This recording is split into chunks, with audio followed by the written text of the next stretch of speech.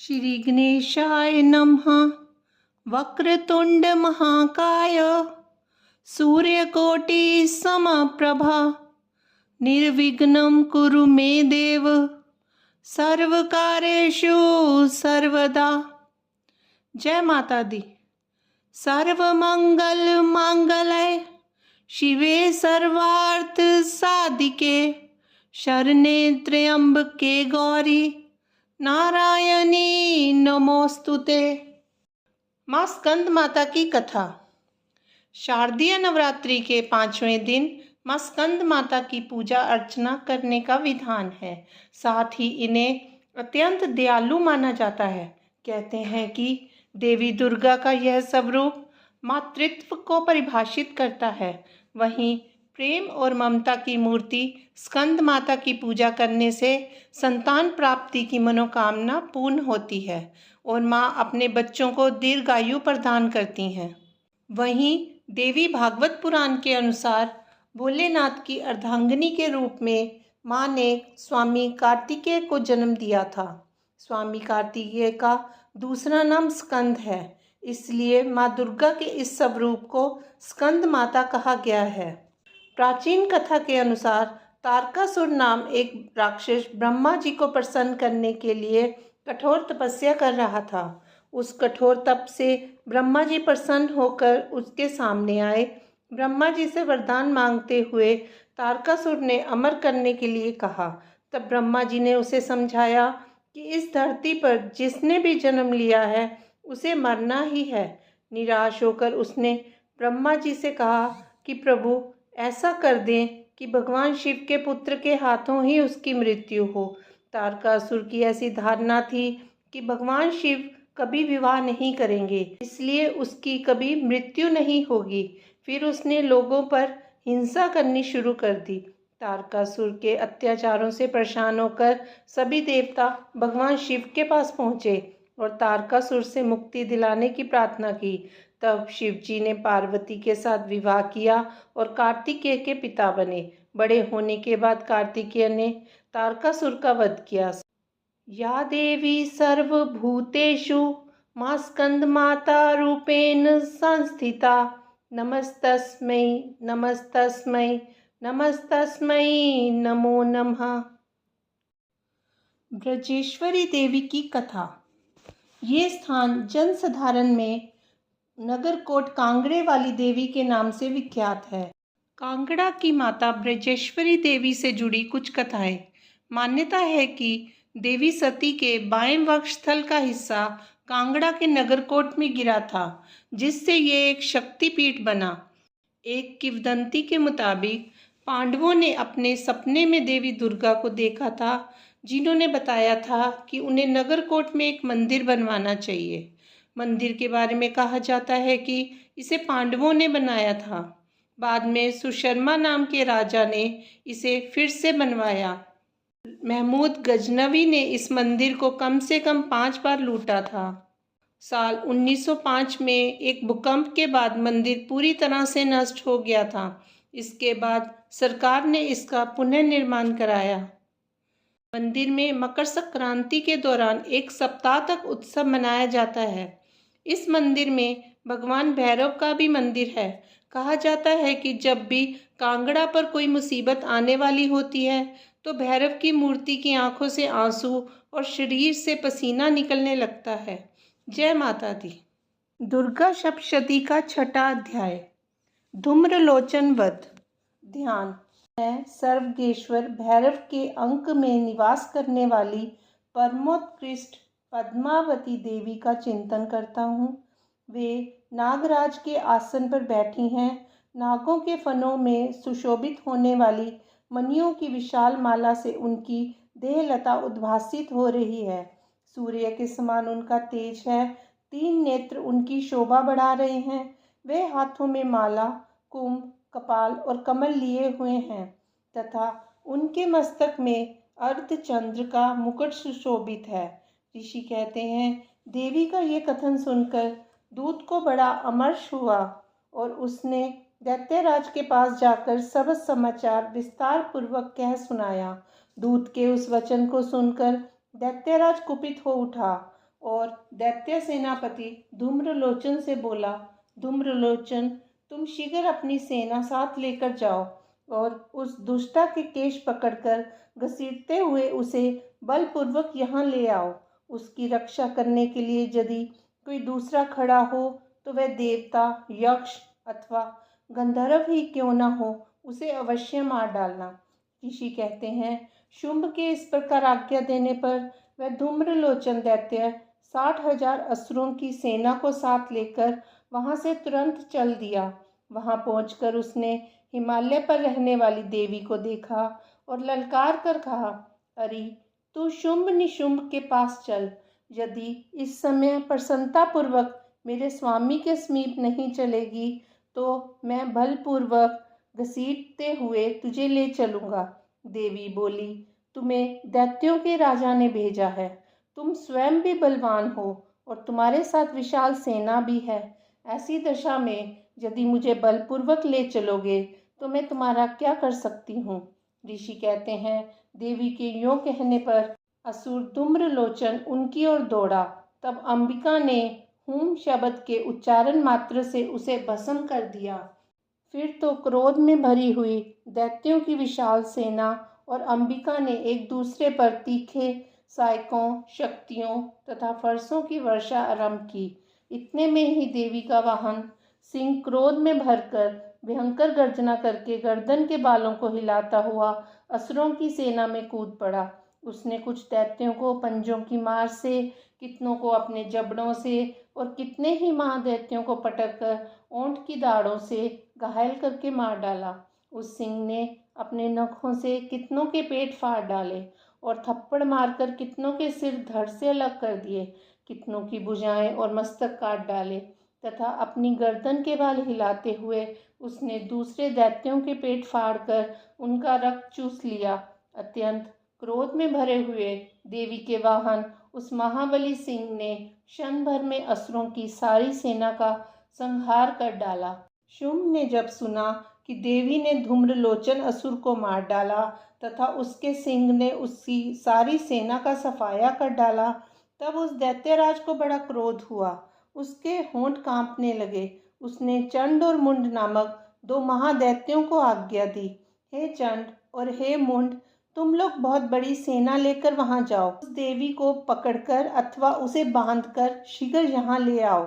यदि इस प्रकार उसको लाने में संदेह हो तो युद्ध में सब प्रकार के अस्त्र शस्त्रों तथा समस्त आसुरी सेना का प्रयोग करके उसकी हत्या कर डालना। उस दुष्टा की हत्या होने तथा सिंह के भी मारे जाने पर उस अंबिका को बांधकर साथ ले शीघ्र ही लौट आना। 6वां अध्याय संपूर्ण। 7वां अध्याय, चंड और मुंड का वध। ध्यान। मैं मातंगी देवी का ध्यान करता हूँ। वे रत्नमय सिंहासन पर बैठकर पढ़ते हुए तोते का मधुर शब्द सुन रही हैं। उनके शरीर का वर्ण श्याम है। वे अपना एक पैर कमल पर रखे हुए हैं और मस्तक पर अर्धचंद्र धारण करती हैं तथा कलहार पुष्पों की माला धारण किए वीणा बजाती हैं। उनके अंग में कसी हुई चोली शोभा पा रही है। वे लाल रंग की साड़ी पहने हाथ में शंख में पात्र लिए हुए हैं। उनके बदन पर मधु का हल्का हल्का प्रभाव जान पड़ता है और ललाट में बिंदी शोभा दे रही है। ऋषि कहते हैं, तदनंतर शुंभ की आज्ञा पाकर वे चंड, मुंड आदि दैत्य चतुरंगनी सेना के साथ अस्त्रों शस्त्रों से सुसज्जित हो चल दिए। फिर गिरिराज हिमालय के स्वर्ण में ऊंचे शिखर पर पहुंचकर उन्होंने सिंह पर बैठी देवी को देखा। वे मन मन मुस्कुरा रही थी। उन्हें देखकर दैत्य लोग तत्परता से पकड़ने का उद्योग करने लगे। किसी ने धनुष तान लिया, किसी ने तलवार संभाली और कुछ लोग देवी के पास आकर खड़े हो गए। तब अंबिका ने उन शत्रुओं के प्रति बड़ा क्रोध किया। उस समय क्रोध के कारण उनका मुख काला पड़ गया, ललाट में भौहें टेढ़ी हो गई और वहां से तुरंत विकराल मुखी काली प्रकट हुई जो तलवार और पाश लिए हुए थी। वे विचित्र खटवांग धारण किए और चीते की चरम की साड़ी पहने नरमुंडों की माला से विभूषित थी। उनके शरीर का मांस सूख गया था केवल हड्डियों का ढांचा था, जिससे वह अत्यंत भयंकर जान पड़ती थीं। उनका मुख बहुत विशाल था, जीभ लपलपाने के कारण वे और भी डरावनी प्रतीत होती थीं। उनकी आंखें भीतर को धसी हुई और कुछ लाल थीं। वे अपनी भयंकर गर्जना से संपूर्ण दिशाओं को गुंजा रही थीं। बड़े बड़े दैत्यों का वध करती हुई वे कालिका देवी बड़े वेग से दैत्यों की उन सेना पर टूट पड़ी और उन सबको भक्षण करने लगी। वे पार्श्व रक्षकों, अंकुशधारी महावतों, योद्धाओं और घंटा सहित कितने ही हाथियों को एक ही हाथ से पकड़कर मुंह में डाल लेती थीं। इसी प्रकार घोड़े, रथ और सारथी के साथ रथी सैनिकों को मुंह में डालकर वह उन्हें बड़े भयानक रूप से चबा डालती थीं। किसी के बाल पकड़ लेती, किसी का गला दबा देती, किसी को पैरों से कुचल डालती और किसी को छाती के धक्के से गिराकर मार डालती थीं। वे असुरों के छोड़े हुए बड़े बड़े अस्त्र शस्त्र मुंह से पकड़ लेती और रोष में भरकर उनको दांतों से पीस डालती थीं। काली ने बलवान एवं दुरात्मा दैत्यों की वह सारी सेना रौंद डाली, खा डाली और कितनों को मार भगाया। कोई तलवार के घाट उतारे गए, कोई खटवांग से पीटे गए और कितने ही असुर दांतों के अग्रभाग से कुचले जाकर मृत्यु को प्राप्त हुए। इस प्रकार देवी ने असुरों की उस सारी सेना को क्षण भर में मार गिराया। ये देख चंड उन अत्यंत भयानक काली देवी की ओर दौड़ा तथा महादैत्य मुंड ने भी अत्यंत भयंकर बाणों की वर्षा से तथा हजारों बार चलाए हुए चक्रों से उन भयानक नेत्रों वाली देवी को आच्छादित कर दिया। वह अनेकों चक्र देवी के मुख में समाये हुए ऐसे जान पड़े मानो सूर्य के बहुतेरे मंडल बादलों के उदर में प्रवेश कर रहे हों। तब भयंकर गर्जना करने वाली काली ने अत्यंत रोष में भरकर विकट अट्टहास किया। उस समय उनके विकराल बदन के भीतर कठिनता से देखे जा सकने वाले दांतों की प्रभा से वह अत्यंत उज्जवल दिखाई देती थीं। देवी ने बहुत बड़ी तलवार हाथ में ले हम का उच्चारण करके चंड पर धावा किया और उसके केश पकड़कर उसी तलवार से उसका मस्तक काट डाला। चंड को मारा गया देखकर मुंड भी देवी की ओर दौड़ा। तब देवी ने रोष में भरकर उसे भी तलवार से घायल करके धरती पर सुला दिया। महापराक्रमी चंड और मुंड को मारा गया देख मरने से बची हुई बाकी सेना भय से व्याकुल हो चारों ओर भाग गई। तदनंतर काली ने चंड और मुंड का मस्तक हाथ में ले चंडिका के पास जाकर प्रचंड अट्टहास करते हुए कहा, देवी, मैंने चंड और मुंड नामक इन दो महापशुओं को तुम्हें भेंट किया है। अब युद्ध यज्ञ में तुम शुंभ और निशुंभ का स्वयं ही वध करना।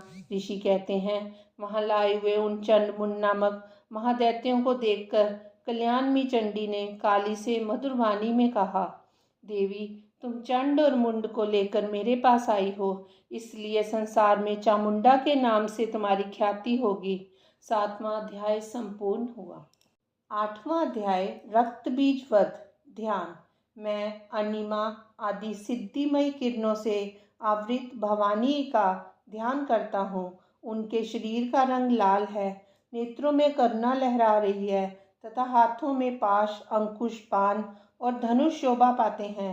ऋषि कहते हैं, चंड और मुंड नामक दैत्यों के मारे जाने तथा बहुत सी सेना का संहार हो जाने पर दैत्यों के राजा प्रतापी शुंभ के मन में बड़ा क्रोध हुआ और उसने दैत्यों की संपूर्ण सेना को युद्ध के लिए कूच करने की आज्ञा दी। वह बोला, आज उदा युद्ध नाम के 86 दैत्य सेनापति अपनी सेनाओं के साथ युद्ध के लिए प्रस्थान करें। कंबू नाम वाले दैत्यों के 84 सेना नायक अपनी वाहिनी से गिरे हुए यात्रा करें। 50 कोटि वीर्य कुल के 100 धौम्र कुल के असुर सेनापति मेरी आज्ञा से सेना सहित कूच करें। कालक, दोहर्द, मौर्य और काल के असुर भी युद्ध के लिए तैयार हो मेरी आज्ञा से तुरंत प्रस्थान करें। भयानक शासन करने वाला असुरराज शुंभ इस प्रकार आज्ञा दे सहस्त्रों बड़ी बड़ी सेनाओं के साथ युद्ध के लिए उपस्थित हुआ। उसकी अत्यंत भयंकर सेना आती देख चंडिका ने अपने धनुष की टंकार से पृथ्वी और आकाश के बीच का भाग गुंजा दिया। राजन, तदनंतर देवी के सिंह ने भी बड़े जोर जोर से दहाड़ना आरंभ किया। फिर अंबिका ने घंटे के शब्द से उस ध्वनि को और भी बढ़ा दिया। धनुष की टंकार, सिंह की दहाड़ और घंटे की ध्वनि से संपूर्ण दिशाएं गूंज उठी।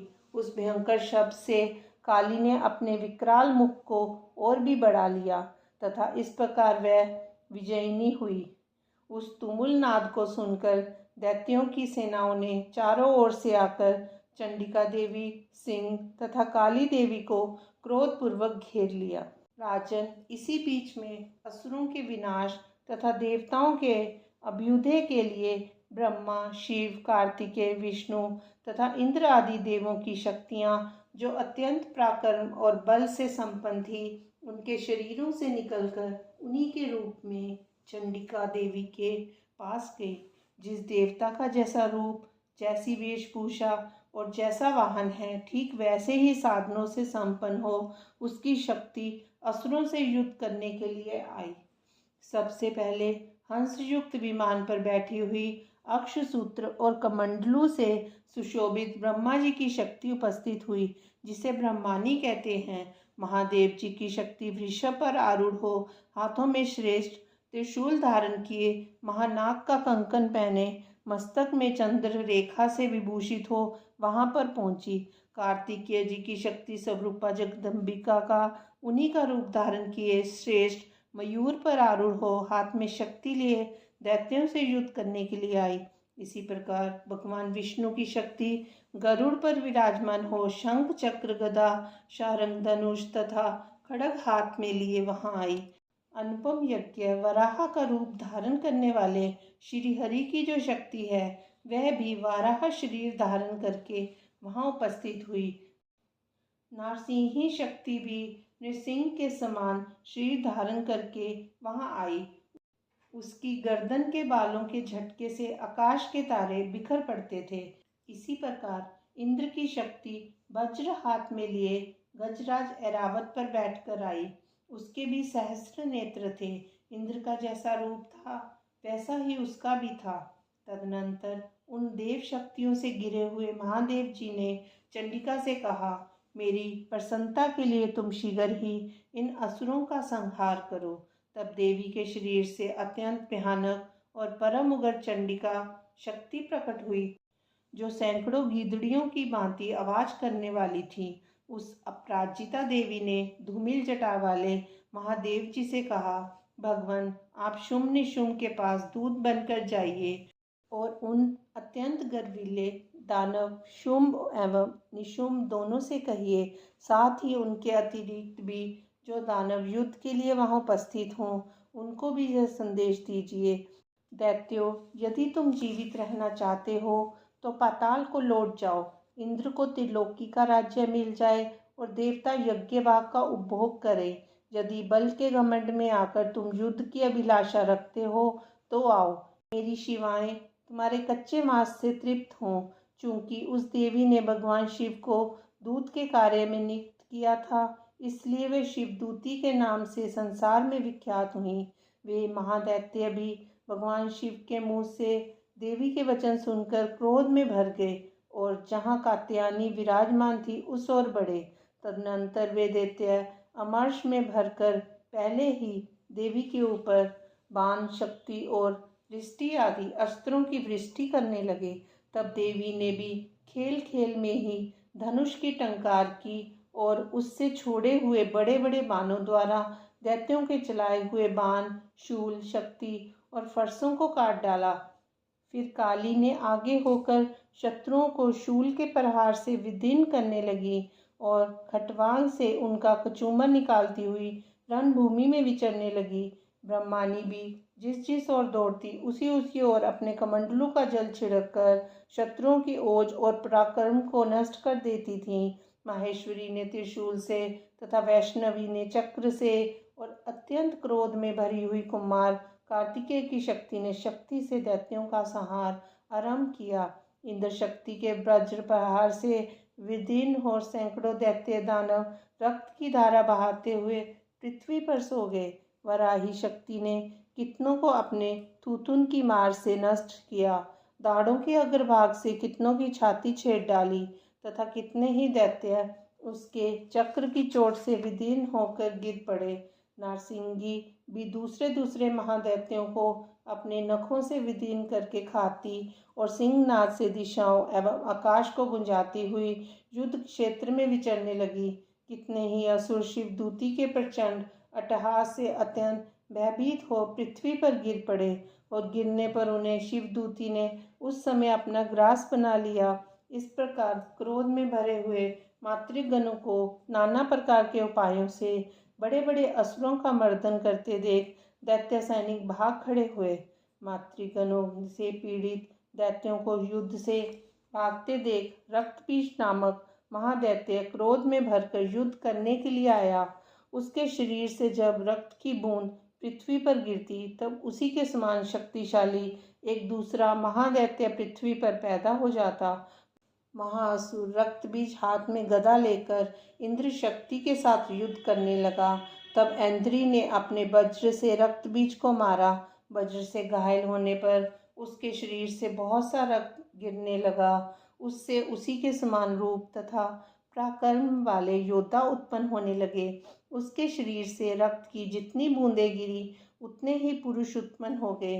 वे सब रक्तबीज के समान ही वीर्यवान, बलवान तथा पराक्रमी थे। वे रक्त से उत्पन्न होने वाले पुरुष भी अत्यंत भयंकर अस्त्र शस्त्रों का प्रहार करते हुए वहां मातृगणों के साथ घोर युद्ध करने लगे। पुनः वज्र के प्रहार से जब उसका मस्तक घायल हुआ तब रक्त बहने लगा और उससे हजारों पुरुष उत्पन्न हो गए। वैष्णवी ने युद्ध में रक्त बीज पर चक्र का प्रहार किया तथा ऐन्द्री ने उस महादैत्य सेनापति को गदा की चोट पहुंचाई। वैष्णवी के चक्र से घायल होने पर उसके शरीर से जो रक्त बहा और उससे जो उसी के बराबर आकार वाले सहस्रों महादैत्य प्रकट हुए, उनके द्वारा संपूर्ण जगत व्याप्त हो गया। कुमारी ने शक्ति से, वराही ने खड्ग से और माहेश्वरी ने त्रिशूल से महादैत्य रक्तबीज को घायल कर दिया। क्रोध में भरे हुए उस महादैत्य रक्तबीज ने भी गदा से सभी मातृशक्तियों पर पृथक पृथक प्रहार किया। शक्ति और शूल आदि से अनेक बार घायल होने पर जो उसके शरीर से रक्त की धारा पृथ्वी पर गिरी, उससे भी निश्चय ही सैकड़ों असुर उत्पन्न हुए। इस प्रकार उस महादैत्य के रक्त से प्रकट हुए असुरों द्वारा संपूर्ण जगत व्याप्त हो गया।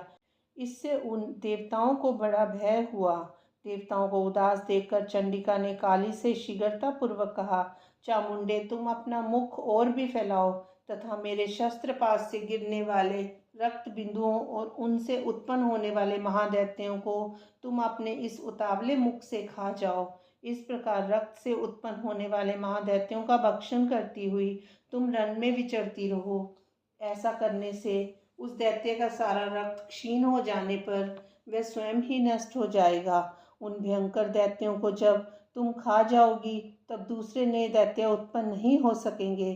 काली से यूं कहकर चंडिका देवी ने शूल से रक्तबीज को मारा और काली ने अपने मुख में उसका रक्त ले लिया।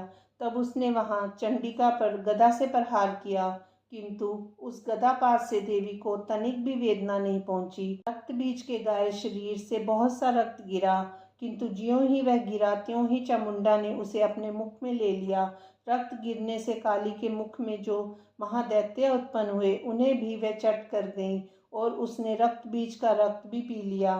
तदनंतर देवी ने रक्त बीज को, जिसका रक्त चामुंडा ने पी लिया था, वज्रबाण, खड्ग तथा रिष्टि आदि से मार डाला। राजन, इस प्रकार शस्त्रों के समुदाय से आहत एवं रक्तहीन हुआ महादैत्य रक्तबीज पृथ्वी पर गिर पड़ा। नरेश्वर, इससे देवताओं को अनुपम हर्ष की प्राप्ति हुई और मातृगण उन असुरों के रक्तपान के मद से उद्यत सा होकर नृत्य करने लगी। 8वां अध्याय संपूर्ण। स्कंद माता की आरती। जय तेरी हो स्कंद माता, 5वां नाम तुम्हारा आता। सबके मन की जाननहारी, जगजननी सबकी महतारी। तेरी ज्योत जलाता रहूं मैं, हरदम तुम्हें ध्याता रहूं मैं। कई नामों से तुझे पुकारा, मुझे एक है तेरा सहारा। कई पहाड़ों पर है डेरा, कई शहरों में तेरा बसेरा, हर मंदिर में तेरे नज़ारे, गुन गाएं तेरे भक्त प्यारे। भक्ति अपनी मुझे दिला दो, शक्ति मेरी बिगड़ी बना दो। इंद्र आदि देवता मिल सारे, करें पुकार तुम्हारे द्वारे। दुष्ट दैत्य जब चढ़ कर आए, तुम ही खड्ग हाथ उठाए। दासों को सदा बचाने आई, भक्तों की आस पुजाने आई। जय माता दी। शारदीय नवरात्रि के 5वें दिन की आप सभी को हार्दिक शुभकामनाएं। माता रानी आप सब पर अपना आशीर्वाद हमेशा बनाए रखे। जय माता दी।